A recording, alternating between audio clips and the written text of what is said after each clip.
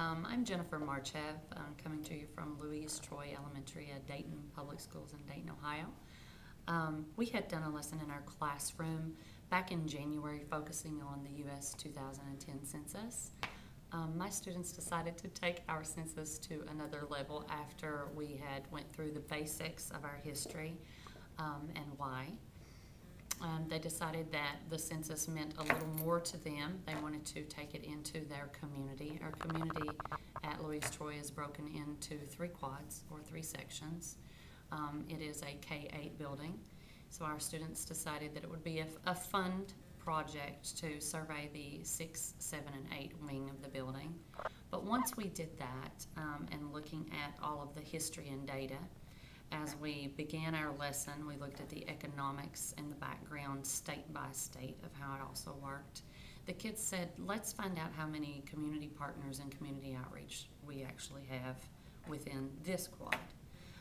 After that census data was taken, they decided how much fun it would be to continue to go around to the next branch of the building, which is our 3-5, and then to continue into our K2 and even our preschool area. Students became more involved in the preschool area because the survey in which they were taking from the children, they had to sometimes be with them, ask the questions, and actually help them with the data. So it became more of a community service project, if you will, as well. After that, we were able to graph chart our data to find out how many partners that we actually have in our community that are affiliated with our building, and then see what we could do to pull those community partners into our building as an outreach program. Okay.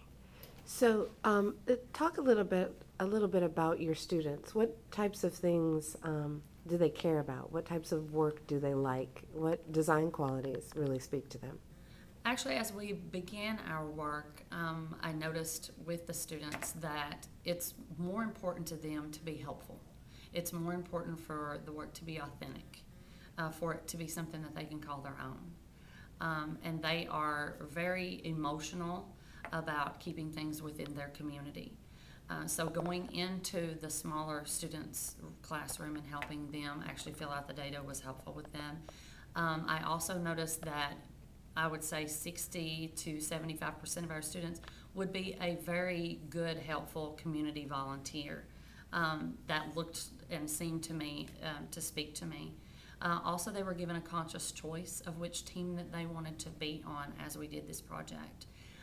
They could choose to be on the field survey team, which would simulate a person going out taking census data as a regular census worker, or they could choose to be on the data collection team, which did the compilation of data and grafting and charting. So we had a lot of students volunteering for different things. So it seems to me our students would be very good at volunteer work within our community. Affiliation with the other students within the school, I think gave them a good sense of pride.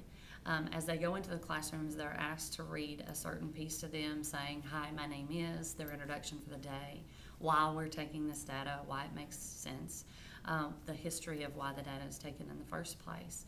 So it created a speaker, if you will. So we had a spokesperson in each room as well who did this information. Affirmation came from parents, came from other partners of mine, colleagues, which made me feel fantastic that your colleagues are coming to you going, wow, these students are fantastic. They're so professional when they came into my classroom. So we found ourselves standing in a huddle in the hallway going, do you have your data, do you have your data? And teachers would stick their head out their doors and say, wow, I have to tell you, so-and-so is so super professional in my room, and they were so very helpful with my students. So they got to hear that instant affirmation, and for me, it was fantastic hearing my colleagues say what a super job that my kids are capable of doing. What effect did this have at home? A lot of parents came in after that saying, I didn't realize that this data and filling out this information when it comes in from the federal government is so important. My son or daughter came home and was able to explain to me, this is how that we get our funding for our school system. This is how our representatives are picked for, the Senate and Congress. This is also how we find out where our job loss is coming from, how we stop the bleeding, how we change the economics of our area. And it became important to the students to realize that the job loss here creates a job somewhere else. There's a website that was given to us by the government to go on to pull lesson plans. All we used that for in my room was to use the button-by-button click data for the state that would tell you the projected loss for Ohio. And as you click down state by state, you could actually see where some of the other states' gains where our loss was. So we were able to see where the economics was changing for the whole country. So the students got a sense of what can we do here in Ohio to bring jobs back to Ohio to pull our data and population growth back where it needs to be. Great. You talked about that affirmation was really important to them. Who else got to hear their message? Our students were called upon to go to the Dayton Public School Board for a presentation. I took 2 students with me, 2 8th grade students, who were very schooled in how the data works.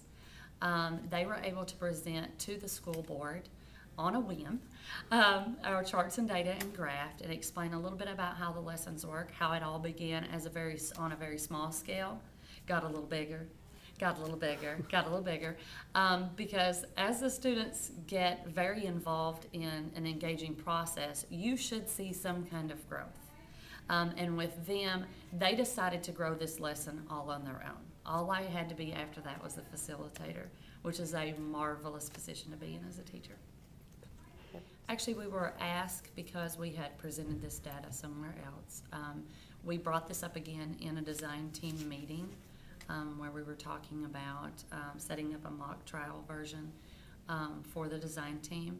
And as information was passed around and we were proving how we've engaged our students at Louise Troy, some of the photographic evidence that we have of the students with our K2 students, for example, helping them down on their knees in the classroom, one of our teams was looking at this information and said, wow, this is fantastic, how could we use this?